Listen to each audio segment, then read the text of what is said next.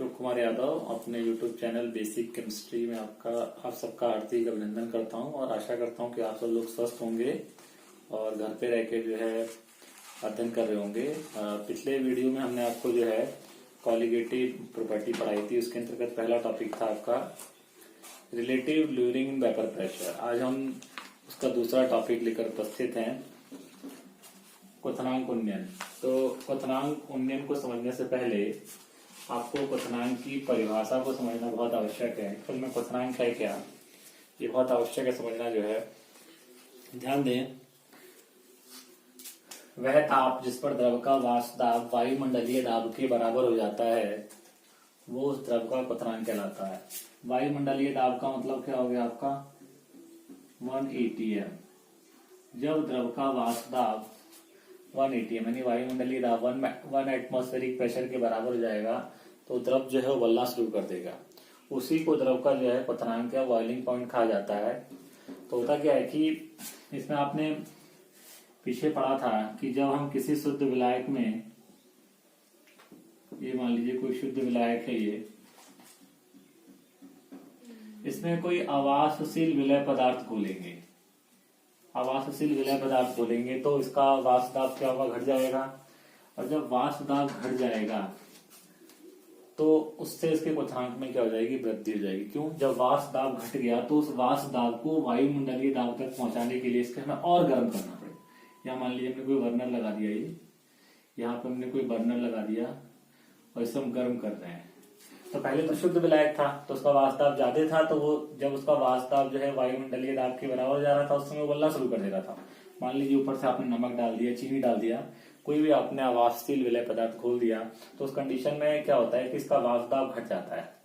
और जब वाष्प दाब घट जाएगा तो उसका बॉइलिंग पॉइंट उस कंडीशन में क्या होगा, बढ़ जाएगा। क्यों?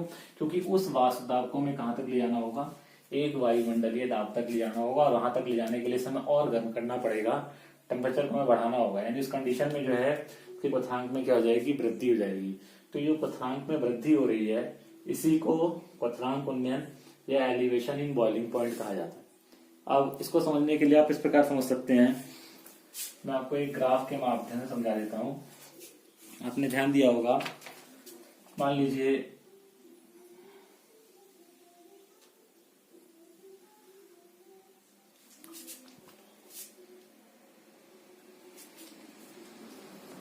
अब ये मान लीजिए इस लाइन पे हम वाष्प दाब ले रहे हैं, इस लाइन पर हम वेपर प्रेशर ले रहे हैं, वाष्प दाब या वेपर प्रेशर। यहाँ पे आपने वाष्प दाब ले लिया और ये लाइन जो है आपकी 1 atm की लाइन है। ये एक वायुमंडलीय दाब की लाइन है। यहाँ पर जो आपका वेपर प्रेशर है वो 1 atm है। ये लाइन है आपकी 1 atm की, 1 atm, ठीक है। हम जानते हैं, और इस लाइन पे हम टेम्परेचर ले रहे हैं, ताप ले रहे हैं। टेम्परेचर किसमें ले रहे हैं, केल्विन में ले रहे हैं। तो हम ये जानते हैं कि अगर आप ताप बढ़ाएंगे तो ताप बढ़ाने पे क्या होती है, वाष्प दाब में क्या होती है, वृद्धि होती है। हम कुछ देर के लिए मान लेते हैं ये जो हमने विलायक लिया है, ये मैं शुद्ध विलायक की बात कर रहा हूँ। ये शुद्ध विलायक है आपका, ये प्योर विलायक है ये, ठीक है। अब आपने इसको हीट करना स्टार्ट किया तो हम ये मान लेते हैं यहाँ पे 25 डिग्री सेंटीग्रेड है यहाँ से ये। और जब आप हीट करेंगे, इसका टेम्परेचर बढ़ाएंगे तो उस कंडीशन में इसका वेपर प्रेशर क्या होगा, बढ़ने लगेगा। और ग्राफ कुछ इस प्रकार का आपको प्राप्त होगा। ये आपका 25 रूम टेम्परेचर पे इसका वेपर प्रेशर होगा। जैसे ही टेम्परेचर और बढ़ाएंगे इसके वेपर प्रेशर में क्या हो जाएगी, और ज्यादा वृद्धि हो जाएगी। जब ये जहां ही इस लाइन को काटेगा, ये जहां ये 1 एटमॉस्फेयर की लाइन को काटेगा वो टेम्परेचर ही क्या होगा, इस प्योर सॉल्वेंट का बॉइलिंग पॉइंट होगा। तो अगर मुझे प्योर सॉल्वेंट का, ये आपका प्योर सॉल्वेंट है, ये प्योर है, प्योर सॉल्वेंट, ये प्योर सॉल्वेंट है। तो अगर यहां से मैं एक नीचे एक लाइन ड्रॉ कर दूं, परपेंडिकुलर एक लाइन ड्रॉ कर दूं, तो यहां पर जो टेम्परेचर आएगा वो टेम्परेचर क्या होगा, इस प्योर सॉल्वेंट या शुद्ध विलायक का क्या होगा, क्वथनांक होगा, ठीक है। अब मान लीजिए अब ये प्योर था, इसके अंदर हमने कुछ मिला दिया, इसके अंदर हमने कोई आवासशील विलय पदार्थ घोल दिया हमने, तो उस कंडीशन में क्या होगा, इसका वेपर प्रेशर क्या हो जाएगा, कम हो जाएगा। और अब हमें उस वेपर प्रेशर को कहां तक ले जाना है, 1 atm तक ले जाना है, तो फिर हमें और देर तक इसको गर्म करना पड़ेगा। तो हम ये मानते हैं जो अगर आप विलियन का कर्व खींचेंगे तो उस विलियन का कर्व कुछ ऐसा आएगा, इस प्रकार का आएगा। तो ये सॉल्यूशन के लिए कर्व हो गया आपका ये। इसको अगर आप नीचे की ओर एक लाइन खींचते हैं इस तरह से, ये तो जहां पे ये काटता है इसको, ये क्या हो जाएगा, यहां से आपका विलियन का क्वथनांक निकल के आ जाएगा। तो ये सॉल्यूशन के लिए है ये। तो ध्यान दीजिए, ये प्योर सॉल्वेंट के लिए है, विलायक के लिए एक ग्राफ ड्रॉ किया है, टेम्परेचर बढ़ा रहे हैं तो क्वथनांक में क्या हो रही है, वृद्धि हो रही है। इसके अंदर आपने कोई आवासशील विलय पदार्थ मिला दिया तो उसका वाष्प दाब क्या हो जाएगा, कम हो जाएगा। देख रहे हैं शुद्ध विलायक का जो रूम टेम्परेचर पर वाष्प दाब इतना है, लेकिन विलियन का वाष्प दाब कितना, इतना है, घट जाएगा। आप टेम्परेचर बढ़ाएंगे तो ये भी क्या होगा, धीमे धीमे बढ़ना स्टार्ट होगा, और जहां पर ये 1 atm की लाइन को काटेगा उसी पॉइंट से हमें क्या मिल जाएगा, विलियन का क्वथनांक मिल जाएगा। तो मैंने मान लिया कि विलियन का जो क्वथनांक है वो टीबी है, और जो विलायक का क्वथनांक है वो टीवी नॉट है। तो इन दोनों के बीच का जो डिफरेंस आएगा उसे हम डेल्टा टीवी लिख देंगे। तो ये जो क्वथनांक में जो वृद्धि हुई है, ये क्वथनांक में वृद्धि क्या है, क्वथनांक उन्नयन है। तो अगर हम इस क्वथनांक उन्नयन की बात करते हैं तो इस डेल्टा टीवी की वैल्यू क्या आएगी, मैं अधिकतम में से ज्यादा वाले में से कम वाला घटा देंगे आप। तो क्वथनांक ज्यादा किसका है, विलियन का, क्वथनांक कम किसका है, सॉल्वेंट का, विलायक का है। तो डेल्टा टीवी की वैल्यू आएगी आपकी TB minus TB naught, TB minus TB naught. और एक बात का ध्यान रखिएगा, क्योंकि जो क्वथनांक उन्नयन जो है एक प्रकार की कॉलीगेटिव प्रॉपर्टी है, तो हम जानते हैं कि जो कॉलीगेटिव प्रॉपर्टी होती है वो किस पर डिपेंड करती है, सॉल्यूट, नंबर ऑफ सॉल्यूट या सॉल्यूट के कंसंट्रेशन पे डिपेंड करती है। मतलब विलय पदार्थ के कंसंट्रेशन पे या उसकी सांद्रता पे या उसकी संख्या पे डिपेंड करती है। तो दिक्कत यह है कि हम सांद्रता कौन सी लेंगे, मोलरता लेंगे या मोललता लेंगे। तो आप जानते हैं कि अगर आप मोलरता लेंगे तो मोलरता जो है वो टेम्परेचर के साथ क्या हो जाएगी, चेंज हो जाएगी। तो यहाँ पर हम मोलरता नहीं ले सकते हैं, क्या लेंगे यहाँ पर हम, मोललता। तो प्रैक्टिकली ये पाया गया है कि जो क्वथनांक उन्नयन होता है वो विलियन की मोललता इनके क्या होता है, समानुपाती होता है। विलियन की मोललता इनके क्या होता है, समानुपाती होता है। अब एक बात का ध्यान दीजिएगा, मैंने पीछे आपको बताया था इस अगर कांस्टेंट के निशान को हटाएंगे, समानुपाती के निशान को हटाएंगे तो एक यहाँ पे कांस्टेंट आ जाएगा आपका केबी। यहाँ पे कांस्टेंट क्या आ गया आपका, केबी। इस केबी को कहते हैं मोलल उन्नयन स्थिरांक, मोलल उन्नयन स्थिरांक, मोलल उन्नयन स्थिरांक। अगर हम m की वैल्यू फाइंड करते हैं तो m की वैल्यू क्या थी, ऊपर आएगा विलय के मोल, number of moles of solute, नीचे क्या आएगा आपका विलायक का द्रव्यमान किलोग्राम में। तो मैंने आपको बताया था विलय के मोल हम कितने मानते हैं, विलय के मोल मानते हैं N2, और विलायक का द्रव्यमान कितना मानते हैं हम, W1। क्या मानते हैं हम, W1। तो W1 अगर हम इसको केजी में लेंगे तो इसे लिख देता हूं बाहर से केजी, और मैंने आपको N2 का मान बताया था, N2 का मान कितना होता था, W2 अपॉन M2। तो अपॉन आ जाएगा W1, ये आ जाएगा आपका केजी। तो यहाँ से अगर ये वैल्यू यहाँ पुट कर दी जाए तो डेल्टा टीवी का फॉर्मूला आ जाएगा केबी इंटू, ये नीचे आ जाएगा W2, आपका M2 कहाँ आ जाएगा नीचे, तो M2 इंटू W1 केजी। ठीक है, ये मैंने पीछे बताया था कि भाई विलय के मोल N2 मानते हैं, विलायक के मोल क्या मानते हैं, N1 मानते हैं, विलायक की मात्रा W1 मानते हैं, विलय की मात्रा W2 मानते हैं, विलायक का अनुभार M1 मानते हैं, और विलय का अनुभार कितना मानते हैं M2। पिछले वीडियो में मैंने बता रखा है। तो अगर विलायक आपको केजी में दिया होगा तो आप ये फॉर्मूला अप्लाई करेंगे। अगर आप ग्राम में दिया है मान लीजिए, तो ग्राम में दिया होगा तो उस कंडीशन में W1 के नीचे कितना आएगा आपका 1000, तो 1000 कहां पहुंच जाएगा आपका ऊपर। तो फॉर्मूला क्या बन जाएगा आपका 1000 into KB into W2 upon M2 into W1। तो जब ये 1000 लगा देंगे तो उस कंडीशन में W1 की वैल्यू, सारी वैल्यू किस में लेंगे आपको ग्राम में लेंगे। अगर आप 1000 नहीं लगाएंगे सारी वैल्यू किस में लेंगे आप केजी में लेंगे। तो इस तरह से इसके लिए फॉर्मूला जो है ड्राइव होके आ गया कि जो क्वथनांक विन्यान होता है वो किसके बाद होता है 1000 into KB into W2 upon M2 into W1। अगर ये सारे मान आपको दिए हो, डेल्टा T भी ये भी दिया हो ये भी दिया हो, उस कंडीशन में आप M2 की वैल्यू भी फाइंड कर सकते हैं। मतलब कोई अगर एक मान नहीं दिया है बाकी सारे मान दिए हैं तो उस वैल्यू को बहुत ही आसानी से आप कैलकुलेट कर सकते हैं। आइए इस पर एक न्यूमेरिकल कर लेते हैं। न्यूमेरिकल आपकी स्क्रीन पे दिख रहा होगा। न्यूमेरिकल जो आपकी स्क्रीन पे शो हो रहा है मैं उसको पढ़ देता हूं।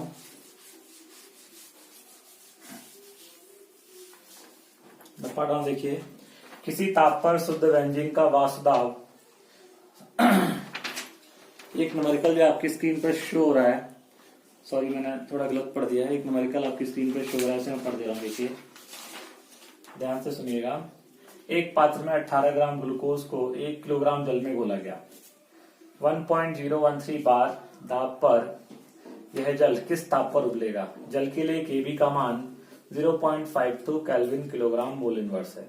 तो 18 ग्राम ग्लूकोज की बात कर रहा है, तो 18 ग्राम ग्लूकोज को जल में घोला गया है।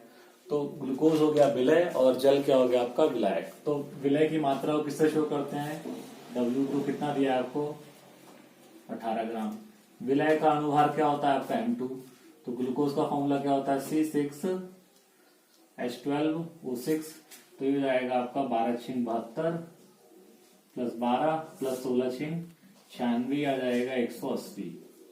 कितना आ जाएगा 180 ग्राम पर मोल। ठीक है। अब विलायक की मात्रा क्या होती है बच्चों, W1 वो दी आपको 1 kg। जब सब चीज ग्राम में ले रहे तो इसको भी ग्राम में कन्वर्ट कर लेते हैं। कितना आ जाएगा आपका 1000 ग्राम आ जाएगा। और आपको केबी की वैल्यू दी है, मोलर लुमियन स्थिरांक। मोलर लुमियन स्थिरांक दिया है आपको 0.52 kelvin kilogram mole inverse. 0.52 kelvin kilogram mole inverse.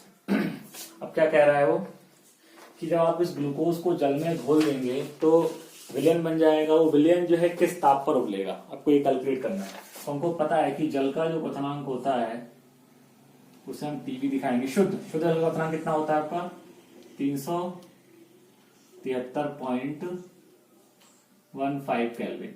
अब जब आप ग्लूकोज घोल देंगे तो क्या बन जाएगा आपका विलयन। तो वो विलयन जो है किस ताप पर उबलेगा, यानी वो क्या हो जाएगा आपका टीवी। आपको टीवी कैलकुलेट करना है। सबसे पहले हमको पता है कि डेल्टा टीवी का अगर आप डेल्टा टी की वैल्यू अगर आप फाइंड करेंगे तो डेल्टा टी कितना निकल के आएगा आपका। वही फॉर्मूला बताया था आपको 1000 into KB into W2 upon कितना होता है था W1 इंटू M2। तो यहां से आपका ये आ जाएगा 1000 KB आपका 0.52, W2 कितना है आपका 18 ग्राम, W1 है आपका 1000 और M2 कितना है आपका M2 180। ये इससे पूरा कैंसिल हो जाएगा। 10 टाइम्स दिया जाएगा आपका 0.052 केल्विन। तो हमको पता है डेल्टा टी का फॉर्मूला क्या होता है TB माइनस TB नॉट। आपको TB कैलकुलेट करना है तो डेल्टा टी प्लस क्या जाएगा आपका TB नॉट। ये है 0.052 प्लस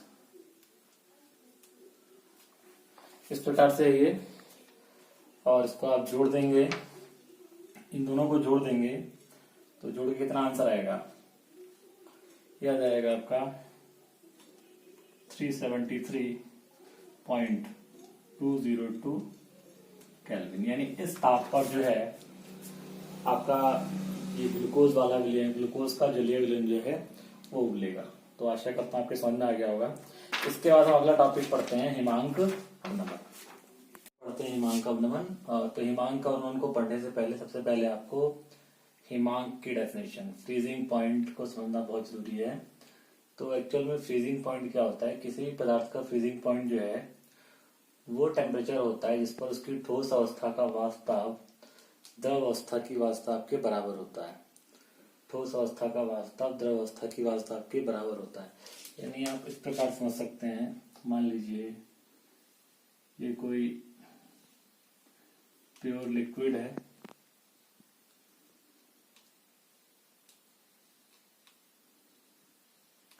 यह है प्योर लिक्विड, ठीक है, और ये इसकी सॉलिड फॉर्म है, ये जो इसकी सॉलिड फॉर्म है, इसी लिक्विड की सॉलिड फॉर्म है। आपके दिमाग में आ रहा हो कि ठोस में वाष्प कहाँ बनती है? होती है ठोस में वाष्प, लेकिन बहुत कम होती है। तो जब इसकी द्रव अवस्था का वाष्प इसकी ठोस अवस्था के वाष्प के बराबर हो जाएगा, जिस टेम्परेचर पर बराबर हो जाएगा वो टेम्परेचर जो है आपका फ्रीजिंग पॉइंट कहलाएगा। इसको आप इस प्रकार समझ सकते हैं, यहां मैं एक ग्राफ ड्रॉ करता हूं। टेम्परेचर, और इस लाइन पे हम टी ले रहे हैं केल्विन में, इस लाइन पर हम वेपर प्रेशर ले रहे हैं, पी ले रहे हैं। तो हमें एक बात का ध्यान रखना चाहिए कि जब टेम्परेचर घटता है तो वाष्प दाब भी बहुत तीव्रता से घटता है, और सॉलिड का तो वाष्प दाब वैसे ही कम होता है। तो जब इसका टेम्परेचर हम डाउन करेंगे तो उसका वाष्प दाब भी क्या होगा? शार्पली मतलब डाउन हो जाएगा। तो अगर हम इस सॉलिड के लिए ग्राफ ड्रॉ करें तो ग्राफ लगभग ऐसा आएगा। ये सॉलिड के लिए ग्राफ है, जो वो लिक्विड ये सॉलिड के लिए ग्राफ है ये। अब हम इस द्रव के लिए ग्राफ ड्रॉ करते हैं।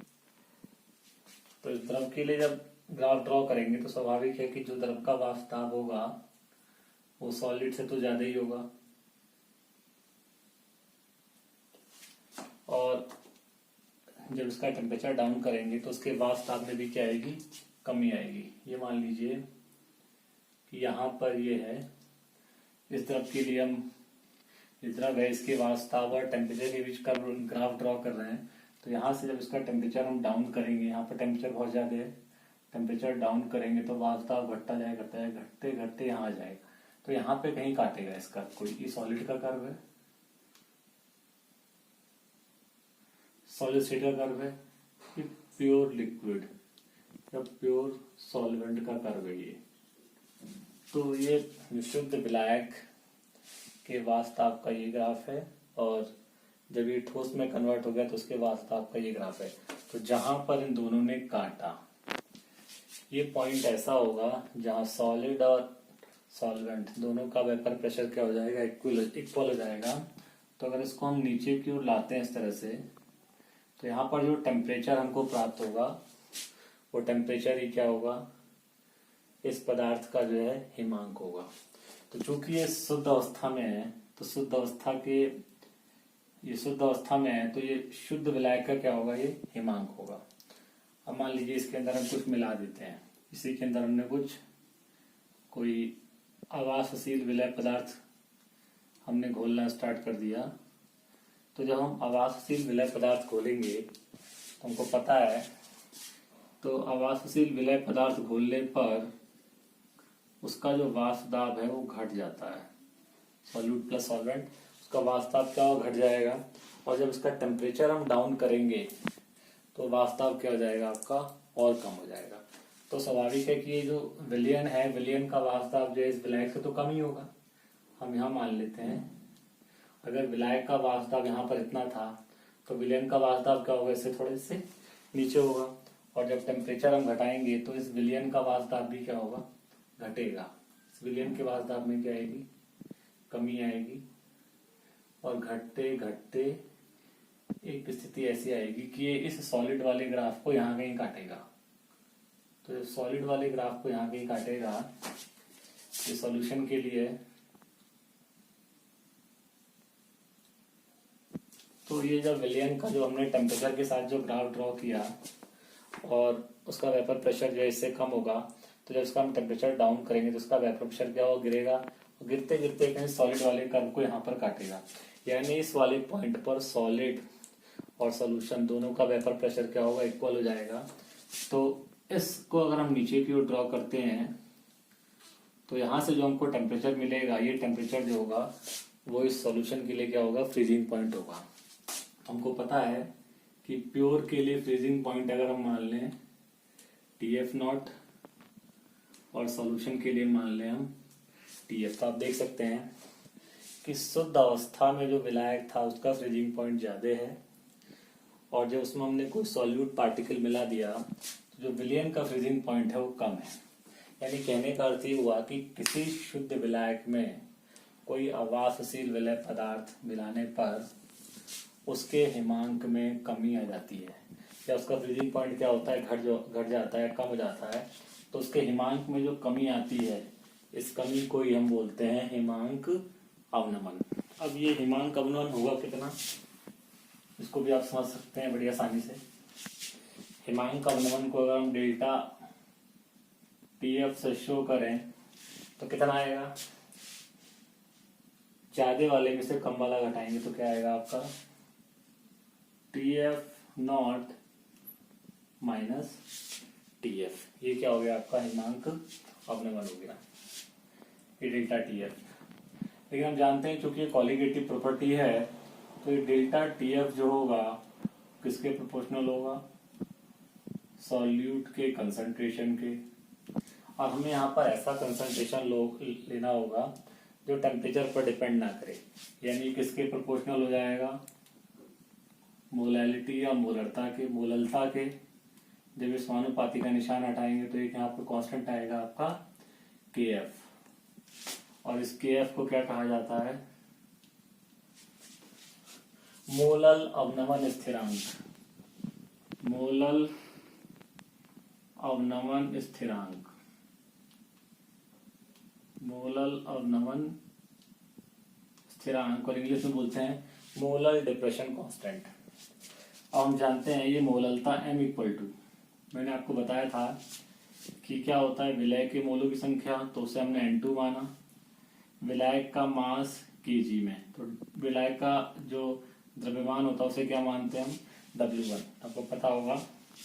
अब M2 का मान मैंने कितना दिखाया था, W2 अपॉन M2, तो अपॉन में आ जाएगा आपका W1 kg, यही हो जाएगा आपका W2 upon M2 into W1 kg।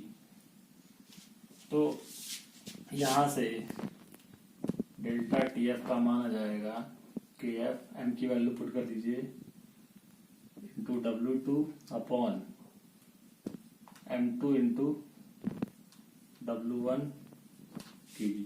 तो जब अगर आप विलायक के द्रव्यमान को किलोग्राम में लेंगे तो ये फॉर्मूला अप्लाई होगा।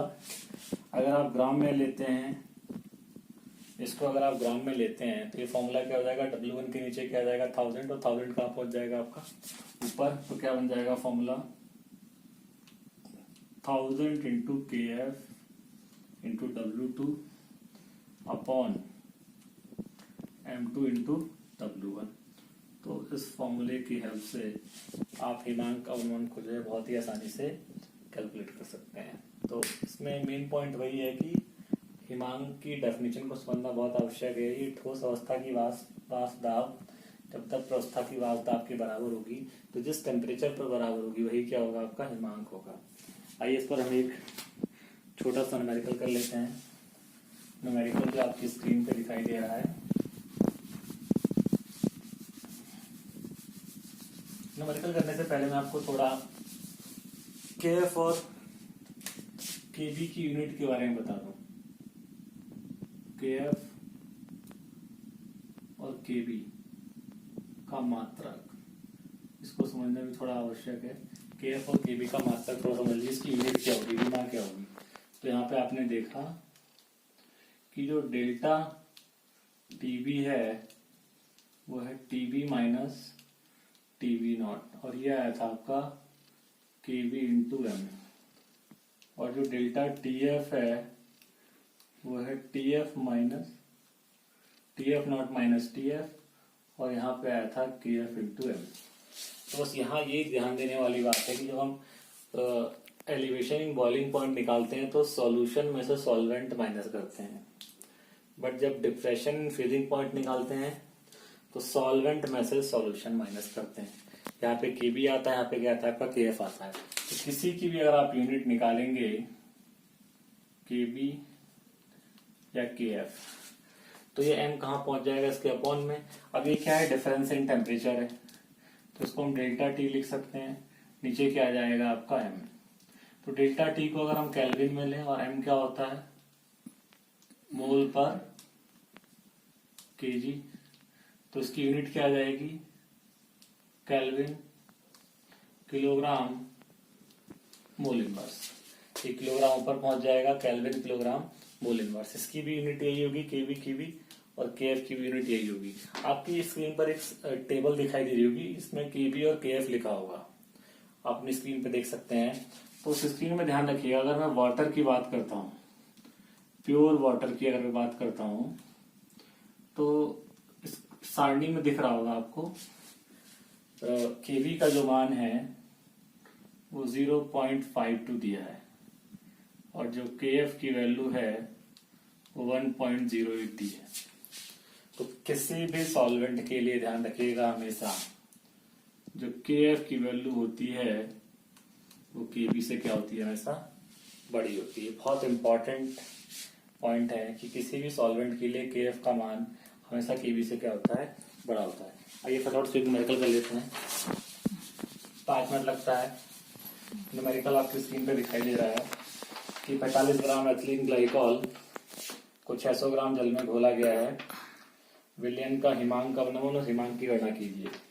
देखिए 45 ग्राम एथिलीन ग्लाइकॉल यानी विलय, 45 ग्राम एथिलीन ग्लाइकॉल को 600 ग्राम जल में घोला गया। तो यहाँ पर जो विलायक है वो है जल, उसकी मात्रा है आपकी 600 ग्राम, ठीक है। और जो विलय है वो है एथिलीन ग्लाइकॉल, उसकी मात्रा दी है आपको 45 ग्राम। और अगर हम इसका अणुभार निकालें तो एथिलीन ग्लाइकॉल का फॉर्मूला भी दे रखा है आपको C2H6O2। तो इसका अणुभार कितना निकल के आएगा, आप देख सकते हैं 12 24 प्लस 6 प्लस यहां से आ जाएगा आपका 32, तो 62 ग्राम पर मोल किया गया। और जल के लिए जल में घोला गया है